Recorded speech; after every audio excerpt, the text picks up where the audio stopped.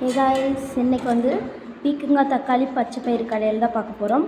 இது சாதம் சப்பாத்தி எல்லாத்துக்குமே சூப்பராக இருக்கும். இப்போ வந்துட்டு ஒரு பேன் வச்சுக்கோங்க. அடுப்பு ஆன் பண்ணிட்டு பச்சை பயிரை வந்துட்டு நல்லா வறுக்க போகிறோம். இது வறுக்கிறதுல தான் வந்துட்டு டேஸ்ட்டு நமக்கு வந்துட்டு இருக்குது. வாசம் வர அளவுக்கு நல்லா வறுக்கும் போதே ஒரு மணம் வரும். அந்த மணம் வரும் வரைக்கும் வறுத்துக்கோங்க. இப்போ பார்த்திங்க அப்படின்னா நல்லா வறுத்துட்டு அதுக்கப்புறம் 10 நிமிஷம் தண்ணியில் ஊற வச்சுக்கோங்க.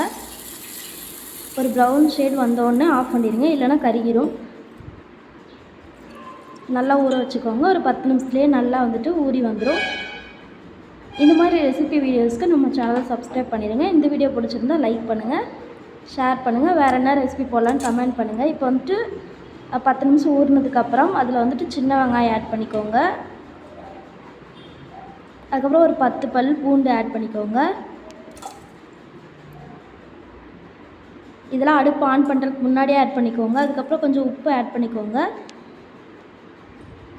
அதுக்கப்புறம் வந்துட்டு ஒரு 1/4 டீஸ்பூன் மஞ்சள்தூள் ஆட் பண்ணிவிட்டு அதுக்கப்புறமா அடுப்பு ஆன் பண்ணிவிட்டு அதுக்கப்புறம் கலந்து விட்டுக்கோங்க. அடுப்பு ஆன் பண்ணிவிட்டு அதுக்கப்புறமா கலந்து விட்டுக்கோங்க. அதுக்கப்புறம் நல்லா வேகட்டும். ஒரு 10 நிமிஷத்துலேயே நல்லா பச்சை பயிறு எல்லாமே சேர்ந்து வெந்து வந்துடும். அது ஒரு பாதி முக்கால்வாசி வந்ததுக்கப்புறமா தக்காளி ஆட் பண்ணிக்கோங்க. பொடி பொடியாக கட் பண்ண தக்காளி. அதுக்கப்புறம் பீக்கங்காயும் ஆட் பண்ணிக்கோங்க. இந்த குழம்பு செய்கிறதுக்கு வந்துட்டு ஒரு 10 நிமிஷம் தான் ஆகும். சீக்கிரமாக செஞ்சிடலாம், ஆனால் டேஸ்ட்டு சூப்பராக இருக்கும். இப்போ வந்துட்டு பீக்கங்காய் தக்காளி எல்லாமே ஆட் பண்ணியாச்சு.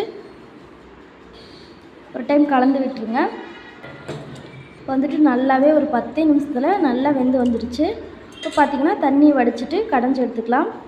இப்போ வந்துட்டு கடைஞ்சி எடுத்தாச்சு. இதுக்கப்புறம் பார்த்திங்கன்னா டேஸ்ட்டு சூப்பராக இருக்கும். இது வந்து சாதம் சப்பாத்தி தோசை இட்லி எல்லாத்துக்குமே மேட்சிங்காக இருக்கும். கண்டிப்பாக ட்ரை பண்ணி பாருங்கள். ட்ரை பண்ணிவிட்டு எப்படி இருந்துச்சுன்னு கமெண்ட்டில் சொல்லுங்கள். இது மாதிரி வேறு வீடியோஸ்க்கு நம்ம சேனல் சப்ஸ்கிரைப் பண்ணியிருக்கோம். பாய்.